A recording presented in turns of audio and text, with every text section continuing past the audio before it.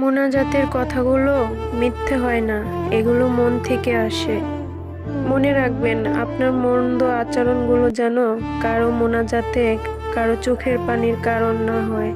এমনভাবে কাউকে আঘাত করবেন না যেন আপনার কথাগুলো মনে করে তার চোখ দিয়ে পানি গড়িয়ে পড়ে। এমন যেন না হয় রবের কাছে হাত উঠালেই আপনার দেওয়া কষ্টগুলো মনে পড়ে। বুক ভারী করে দীর্ঘশ্বাস ছাড়ে, লোনা জলে চোখ ভরে ওঠে। মনে রাখবেন, আল্লাহর দরবার থেকে অশ্রুসিক্ত দোয়া ফিরিয়ে দেওয়া হয় না।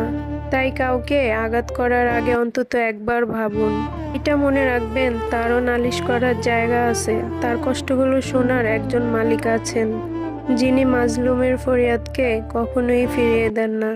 তাই আমরা সবাই সবার মনে কষ্ট দেওয়া থেকে বিরত থাকব। সবাই আমরা ভালো থাকবো, সবাইকে ভালোবাসবো।